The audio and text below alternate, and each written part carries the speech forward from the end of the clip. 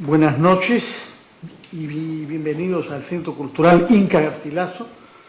Es un gusto para nosotros culminar este ciclo sobre Lima milenaria presentando a dos personalidades concernidas ambas por la gestión del patrimonio cultural en general y específicamente arqueológico. Ambos han hecho estudios de arqueología en la Católica, inicialmente en Elías Mujica, y luego en la Universidad de Cornell en los Estados Unidos, en Bruselas Pedro Pablo Alaiza, donde se graduó en Historia del Arte y Arqueología. Ambos regresaron al Perú por vocación, pasaron por el sector público y por el sector privado. Actualmente en Elías Mujica trabaja sobre todo en el sector privado y Pedro Pablo Alaiza sobre todo en el público, puesto que es el responsable de la política cultural de la Municipalidad Metropolitana de Lima. Ambos han tenido responsabilidades en diversas instituciones, públicas y privadas, no voy a entrar en el detalle, y ambos están por eso mismo cualificados como pocos para responder a lo que era el tema de esta noche, que ha sido pactado por ellos mismos.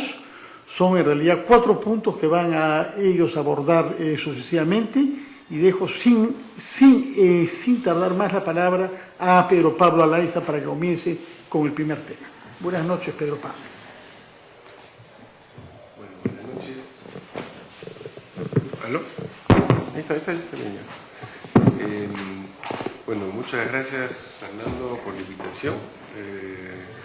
Muy bien lo de la Cancillería y la Casa Garcilaso, que se une al mes de Lima Milenaria, que es un trabajo que estamos llevando adelante desde hace ya 2 años en la Municipalidad de Lima, en el entendido que para muchos ciudadanos Lima es una ciudad fundada por Pizarro, lo cual es cierto en términos de lo que es la ciudad que hoy día conocemos. Sin embargo, el componente precolombino es un tema que quien recorre la ciudad lo ve o lo observa, pero no ha tenido, por lo menos desde el lado de la Municipalidad Metropolitana, la atención del caso, ¿no? Ha habido ya muchas historias, y traigo al recuerdo la reunión que tuvimos hace 1 año y medio con Elías en la Municipalidad de Lima, en un encuentro sobre Lima milenaria, y fue bien interesante saber que cuando Elías veía los temas de cultura en la Municipalidad de Lima, fue con un grupo de arqueólogos a limpiar la Huaca Palomino, que está en la avenida Venezuela, en la cuadra 20 y tantos. Y resulta que se encontró con gente del INC y lo votó. Dice: ¿usted qué hace acá? Esto es del INC y usted es de la municipalidad, así que por favor se va. Yo no sabía esa historia, sino ese día. Y ya en ese momento nosotros habíamos lanzado desde la municipalidad el programa de investigación y puesta en valor de la Huaca Palomino. Si ustedes van hoy día, la van a ver puesta en valor, está iluminada, se ha limpiado, se ha puesto un cerco vivo, se han hecho actividades culturales alrededor con los vecinos, etc. Entonces fue para mí bien interesante, ¿no?, ver esto.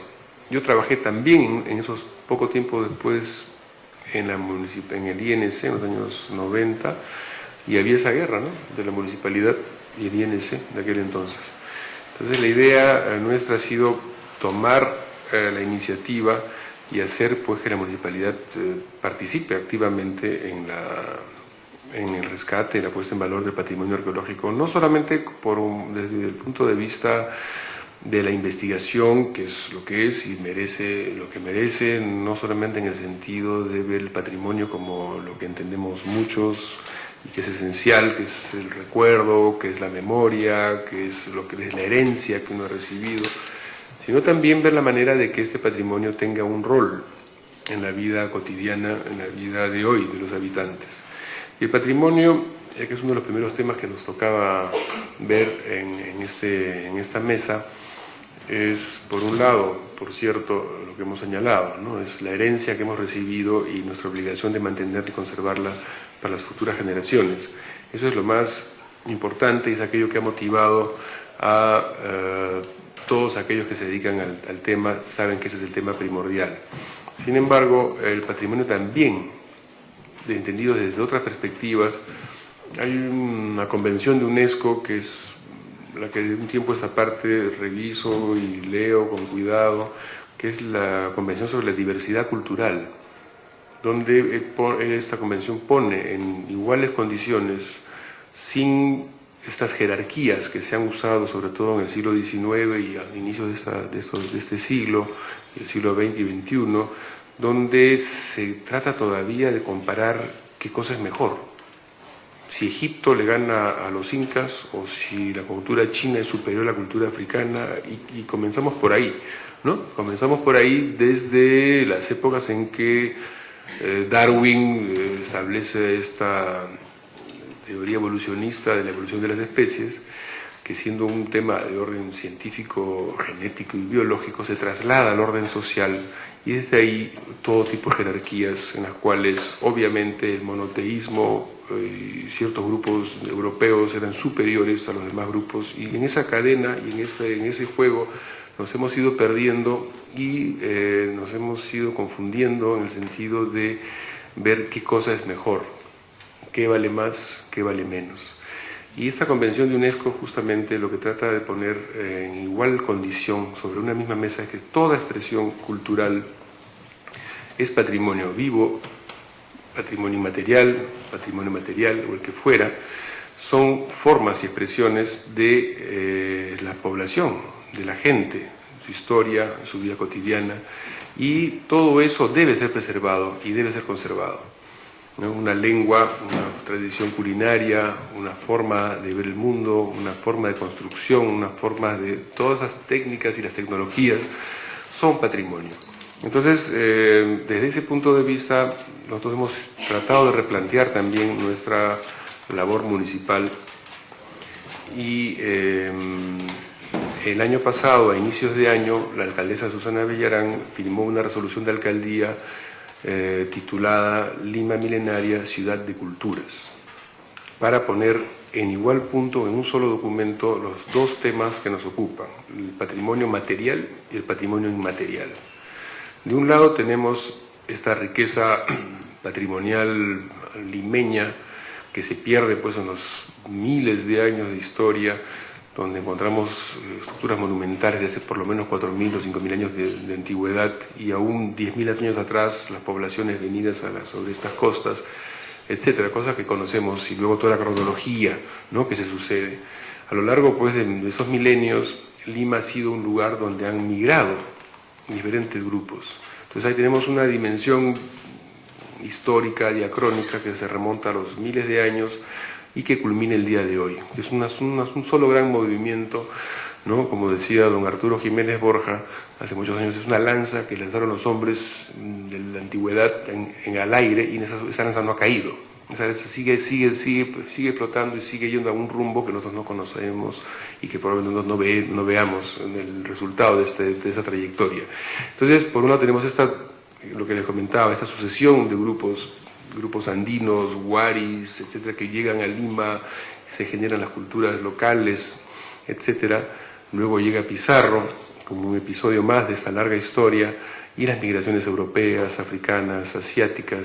Y en los últimos 20, 30, 40, 50 años, Lima recibe todas las poblaciones andinas, costeñas, amazónicas, habidas y por haber. Entonces Lima realmente termina siendo, por un lado, esta Lima milenaria y antigua, que se remonta a los orígenes que hemos señalado, y por otro lado tenemos este espacio privilegiado donde la diversidad cultural es la gran riqueza de Lima, ¿no? Muchos han querido ver o interpretar esta diversidad, esta multiplicidad cultural como una tara o como una dificultad para entendernos, como una forma de no lograr acuerdos y sea una suerte de lastre para el desarrollo y el avance de la ciudad.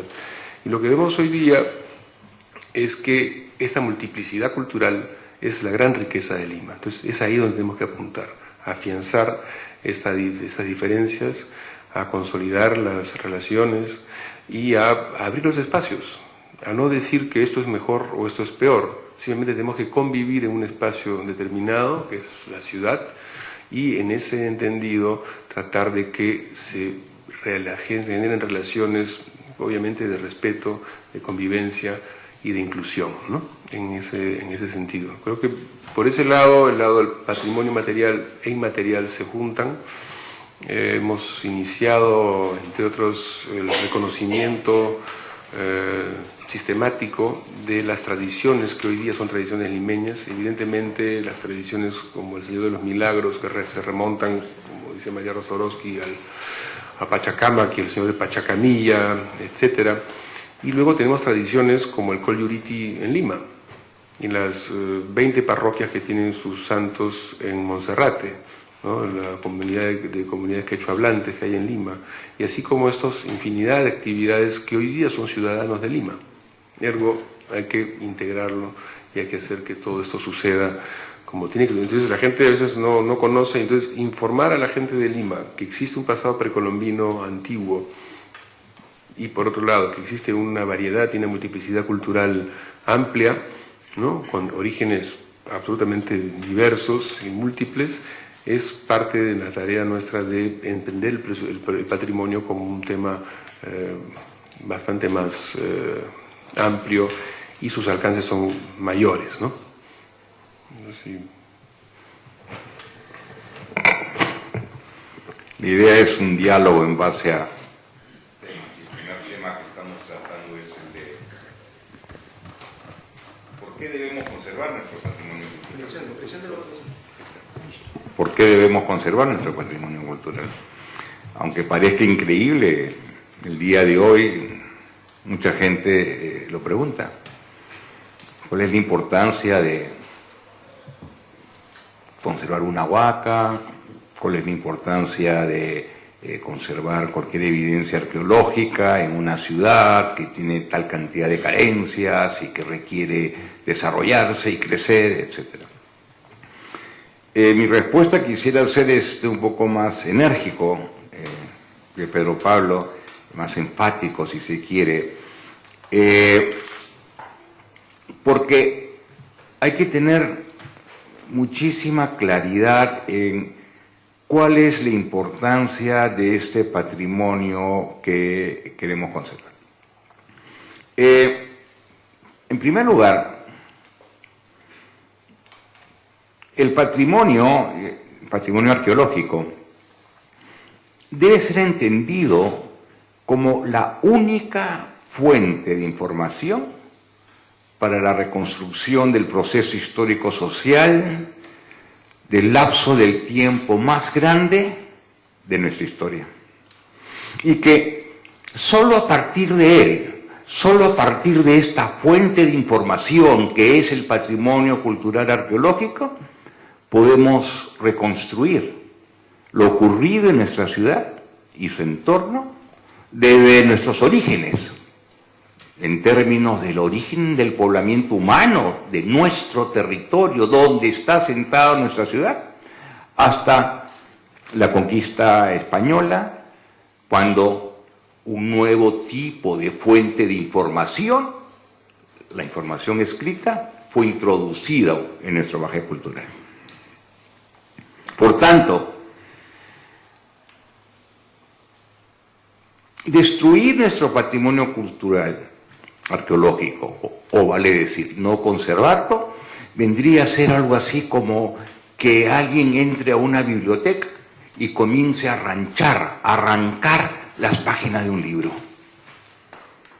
Con la diferencia que muy probablemente ese libro cuyas páginas estamos arrancando pueden haber volúmenes idénticos en muchas otras bibliotecas, mientras que nuestro patrimonio cultural es único, es irrepetible. Destruido, perdimos esa información sobre la historia nuestra y de nuestra ciudad para siempre.